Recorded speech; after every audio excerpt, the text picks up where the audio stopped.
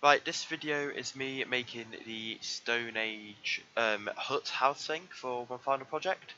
Um, this video was originally 2.5 hours long, but obviously I've shortened it.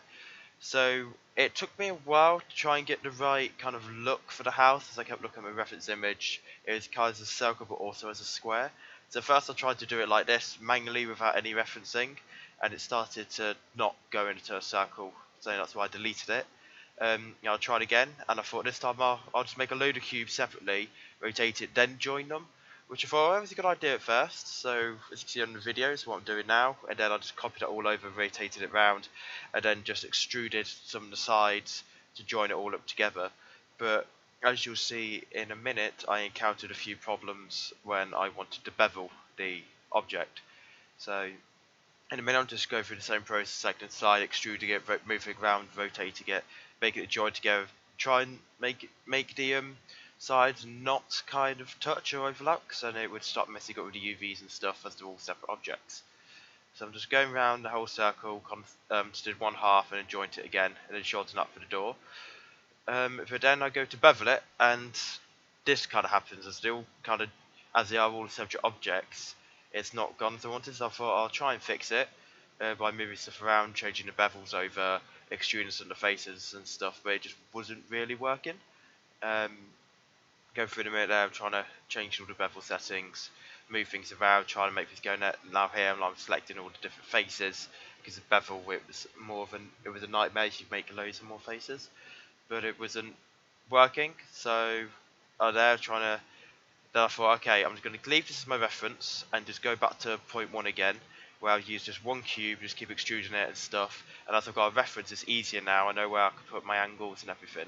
So just keep editing it, extruding, rotating faces, and if we just keep going around in circles, then it's just one object. And then it was the idea was hopefully this would make it look like the reference picture. So in a bit, we should all be done, and you'll be able to see the end product of that. So I can get the basic walls and stuff first. So go to the door, then I beveled it, and it came out how I wanted it to look. It looked very similar to the reference image. That's good. So let's move on to the roof. Obviously, just did a simple cone. Just go just on it, and then I found it was too wide. I had to squish it all up.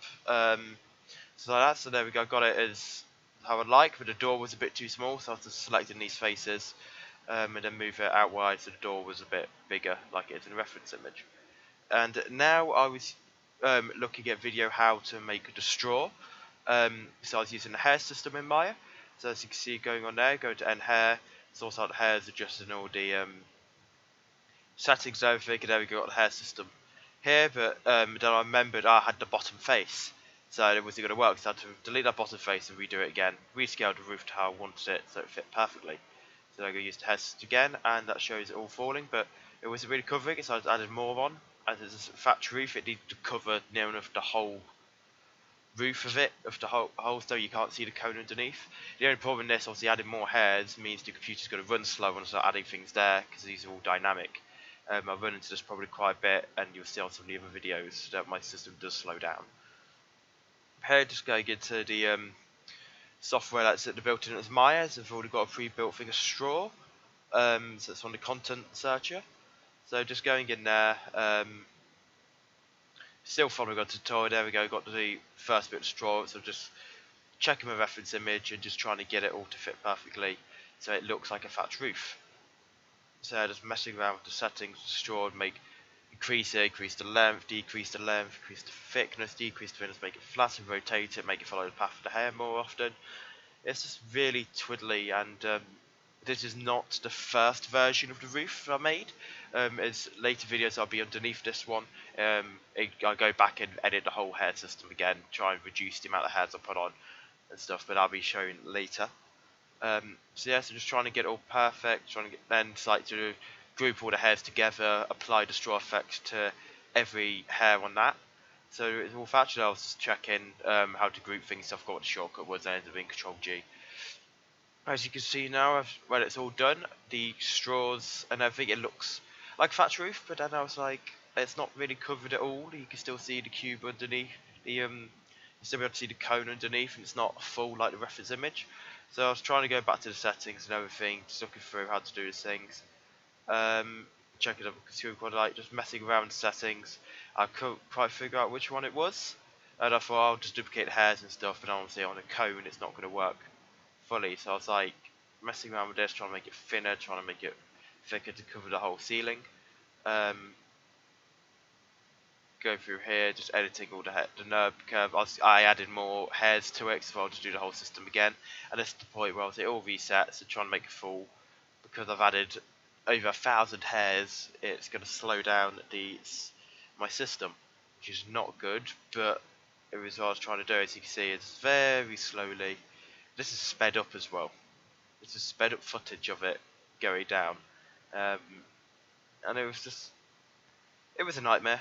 To be honest, I thought I'll zoom out to try and make it play and stuff, and too many objects for the real-time render to process properly, but it gets there in the end. I'm just trying to fiddle around with it, trying to get it all sorted. I thought I'm just going to delete that. Got way too many systems. I'm going to do one hair system, and just add more on like I've done here, get it all edited, and then basically back to square one. It's the second time touching roof, as I mentioned earlier. But at least I've got to be used to the hair stuff, editing it all. I go through like the already preset, which I didn't know Maya had, like these grass and stuff, so that'd be very useful later if I want to add grass to a floor stuff. I could just go get normal grass, put it on, and then it could all be there dynamically. But I won't have as much grass on now on the floor panel, just because to save render time, because it's bad enough just roof anyway, but it's good for future reference, so I know that I can put grass in. So just following what the tutorial said again, and everything like that, grouping it all just back to how it was at square one, just to try and edit it to make it look good and make it look like the reference image. See, this already looks a lot better because there's already a lot more hairs on there and they're a lot thicker, but I didn't like it on then as you can see, I made the length way too high to start sticking out. I wasn't too happy with the thickness of it, but editing all the settings is is a nightmare. There we go. I finally managed to fit it with there. I've got it all covered, and I was quite happy with this version of the roof. But it does not. Yeah, I removed this version in a later video because it started messing up, so I had to redo it again. But you'll see that later. But yeah, messing around with the thickness. That looks more like straw, but then it's covering up. It's not covering enough of the roof again. But now I'm putting the HUD itself into Substance Painter, so I can texture not the cone roof as such, because that's going to be covered, don't need to do that, so I didn't UV wrap it. But at first I didn't do any UV wrapping, I just wanted to see how it looks first before properly UV wrapping, just to have a quick test really. And this is how I was learning to put material from Substance Sharer to into Substance Painter, so I could get kind of that mud, kind of rocky feel for the wall. So I managed to put it in, reloaded Substance Painter, baked all the textures, and then it was a bit fiddly trying to find it, but then I found it and I realised that I do need to UV wrap this. So going back to UV editor, and I just quickly did it with spherical to try and get it. It doesn't need to be, at this point it like 2 hours had gone, and I didn't want to fully properly each face because I've beveled it. It was going to take too long, so just do a quick and easy UV wrap. So as long as the texture isn't like folded, stretched that badly, it will look fine because it's just supposed to be like a mud wall, so it doesn't need to be that high poly.